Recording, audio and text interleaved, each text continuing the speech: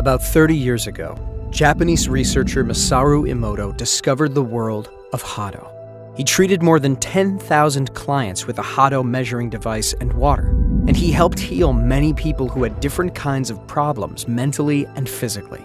He knew that water could memorize information, so he devised water crystal photography to prove his theory, and succeeded. Water crystal photography shows that water reacts to any information vibration by showing different designs. If the two forks are tuned to the same note, then they resonate together. This is how energy is transmitted into two vibrating objects of the same natural frequency, two forks that are slightly tuned to different frequencies. Despite they are 2 hertz differences, and they're not conducting or resonating with each other. Nikola Tesla once said, "If you want to find the secrets of the universe, think in terms of energy, frequency, and vibration." In this video, we will talk about what is the power of vibration, its use in ancient civilizations and the modern world, and how it can impact human health, behavior, and the entire universe. Don't forget to like this video and subscribe to the channel to see our latest content. Without further ado, let's begin the video. The secrets of the universe are based on energy, frequency, and vibration. The somatic patterns we can form using the same vibrations must mimic a universal process and continuously unfold throughout the universe. The law of vibration states that anything that exists in our universe, whether seen or unseen, broken down into and analyzed in its purest and most basic form, consists of pure energy or light, which resonates and exists as a vibratory frequency or pattern. Science has found that energy vibrates in different frequencies when breaking down all matter. In addition to everything vibrating, all matter that seems solid, liquid, or gas is empty space. The electrons, protons, and neutrons in the atom are in constant motion. Although modern scientists are opening new research doors on energy, frequency, and vibration, ancient civilizations were well aware of it. Words carry energy, and the intention behind the words conveys the vibration. Not that using any old word is all fine, but the energy you put behind a word will carry the meaning more deeply. Every molecule or atom in this universe vibrates at a particular frequency. A molecule in free space can vibrate because the atoms which make up the molecule can move in different directions relative to the position of the whole molecule. Atoms and molecules have energy, even at 0 Kelvin. This energy causes them to vibrate, among other things. Interactions between various components of the molecules, like nuclear repulsion, nuclear attraction, and electron repulsion, determine their motion. Each component has a finite amount of energy associated with it. Once you know the resonance frequency, you can amplify its waves to such a higher level that it will break or destroy the object.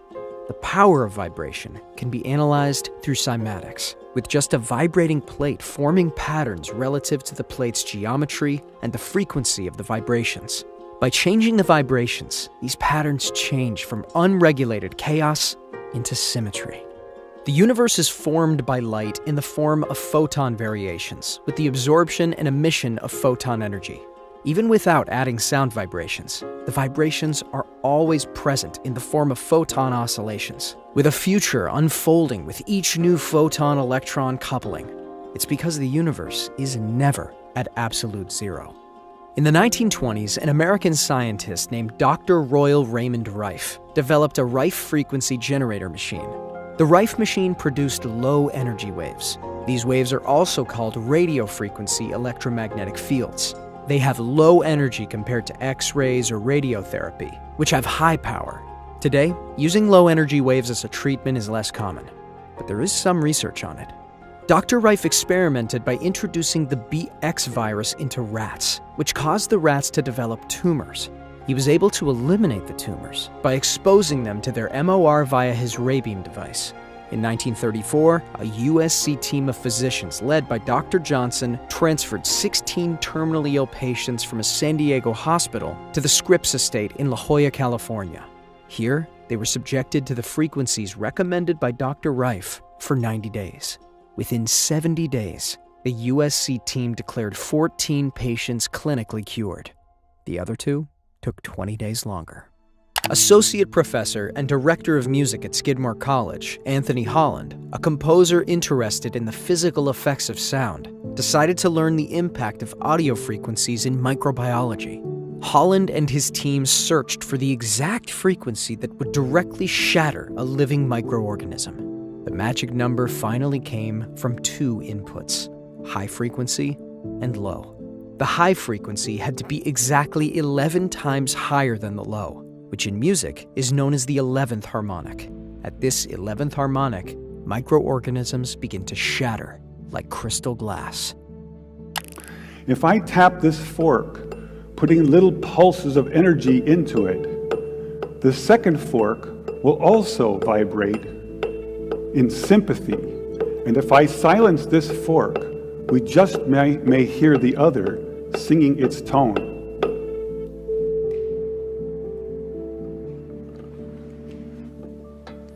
We say that I'm inducing a sympathetic resonant vibration in the second fork. It only works because both forks are tuned to the exact same frequency. After practicing until they got efficient at the procedure, Holland began working with a team of cancer researchers to destroy targeted cancer cells. First, they looked at pancreatic cancer cells, eventually discovering these cells were specifically vulnerable between 100,000 and 300,000 hertz. This results in an invitation to spend 4 months in a cancer research lab trying to shatter cancer cells. This is our setup in the lab. You can see the microscope with cancer cells on it. Here's the plasma tube, and here's my little frequency control box. So first we attack pancreatic cancer. Take a good look at this slide, because the next one will look quite different. In repeated and controlled experiments, the frequencies, known as oscillating pulsed electric field technology, killed an average of 25 to 40% of leukemia cells, going as high as 60% in some cases. Furthermore, the intervention even slowed cancer cell growth rates by up to 65%. The team also found success in attacking ovarian cancer cells. Most recently, they tested the treatment against the deadly superbug MRSA, an organism resistant to many common antibiotics.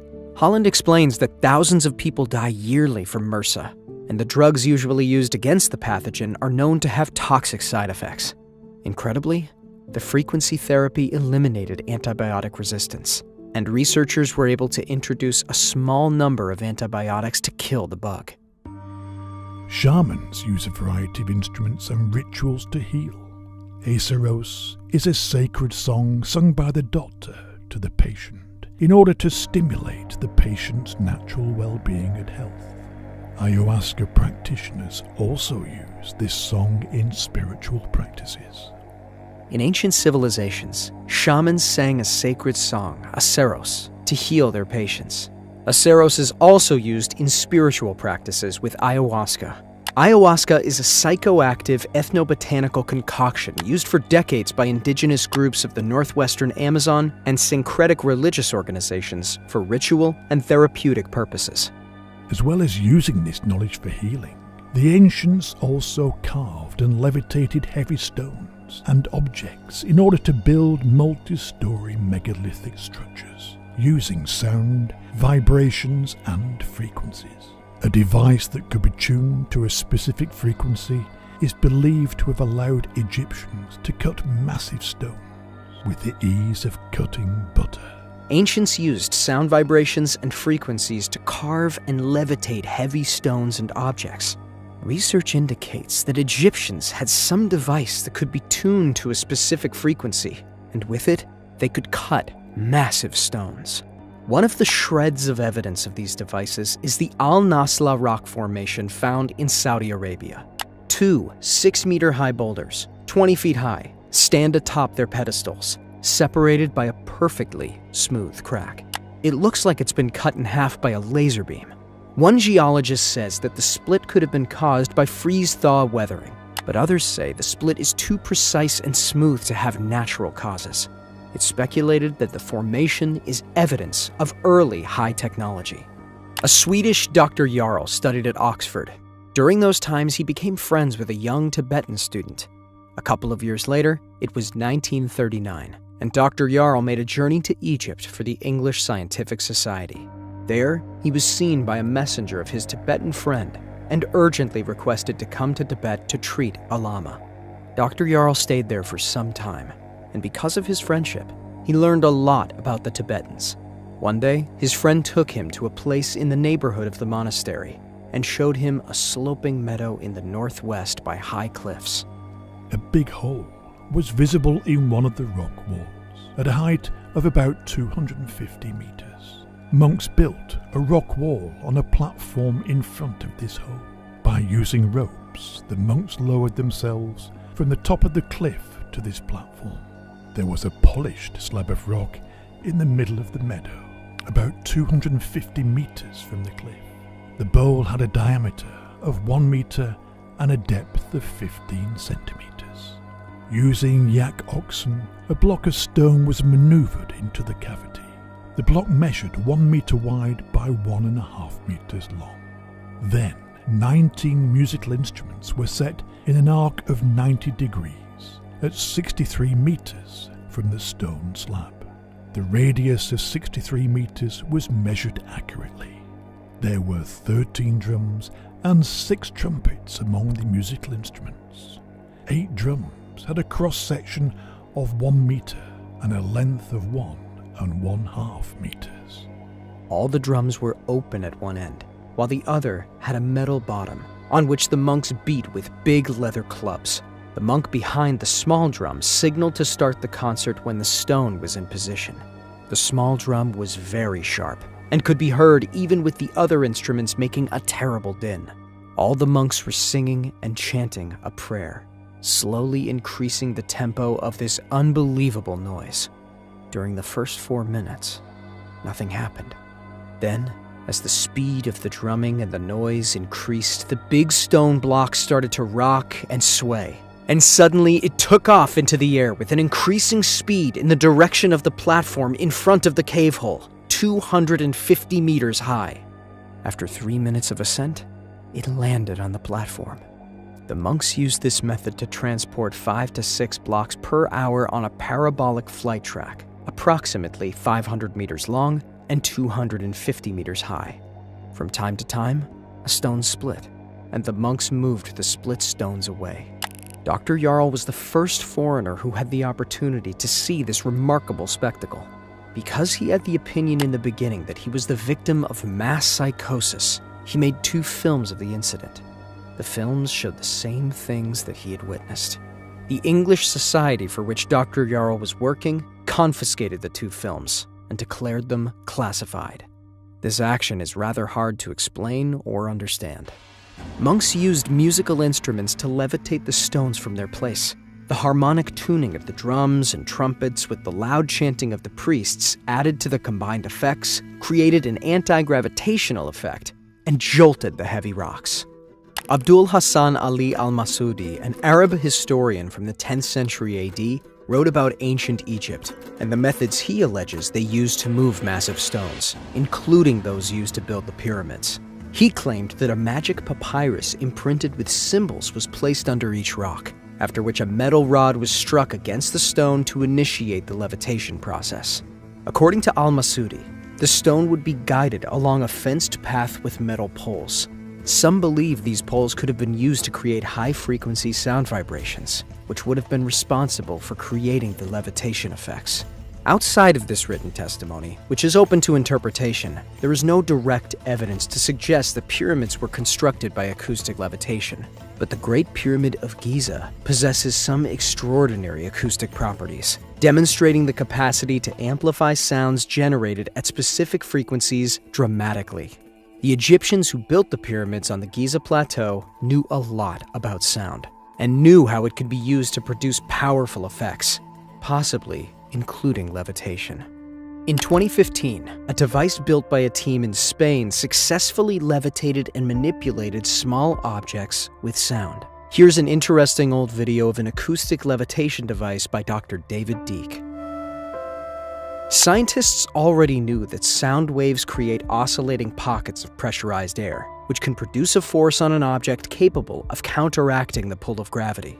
But while ultrasound levitation devices do exist, they all rely on standing waves, created when two sound waves of the same frequency are emitted from opposite directions and superimposed on one another. That means all previous devices require two sets of transducers.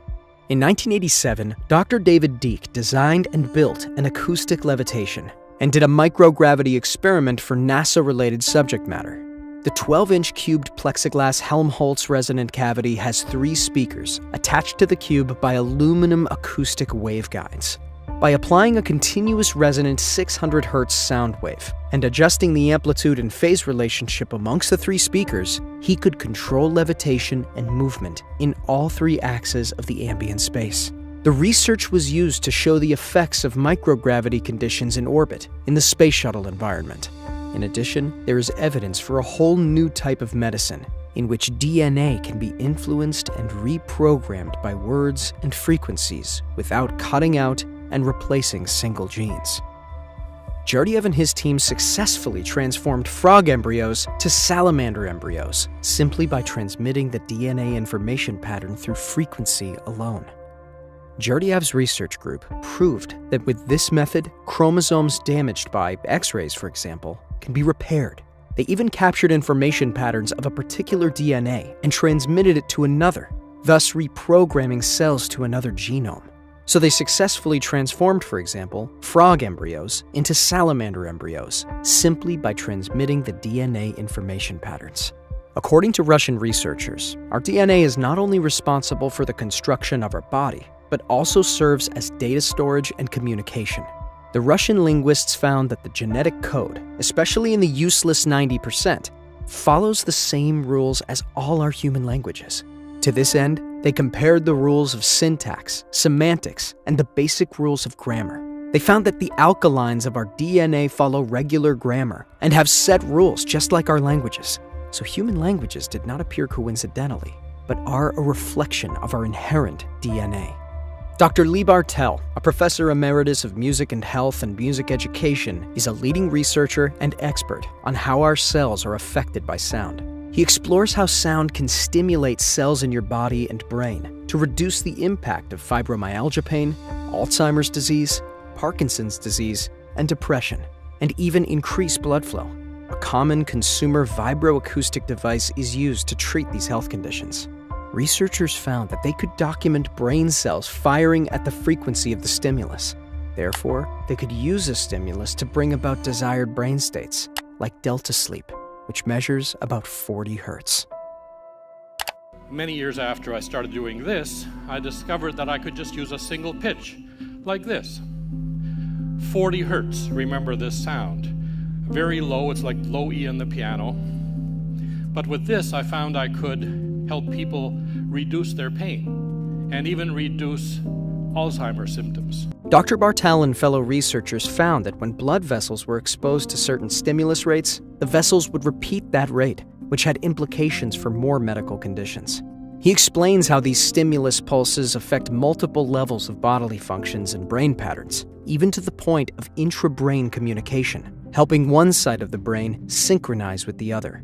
Such neuroscience music therapy was shown to help kids who had gone through cancer treatments help renew gamma activity. Research has proven that various music therapy treats sleep disorders. He notes that typical sleep studies focus less on oxygen levels and brain cell frequency. Not only did it improve sleep, but it also alleviated pain in fibromyalgia patients. They used a pulse stimulus of 40 Hz and saw a dramatic change in sleep, pain, depression, and quality of life ratings for these patients. The implications are substantial.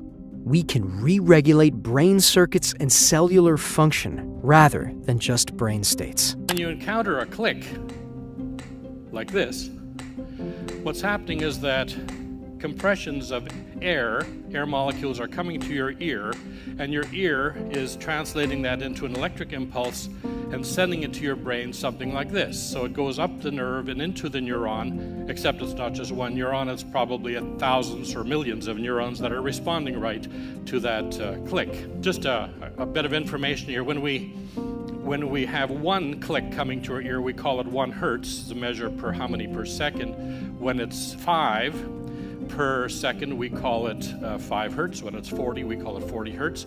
And the brain wave is measured in the same way as hertz. So 40 per second, or 40 hertz, sound will be called gamma because it's in the category of gamma brain waves.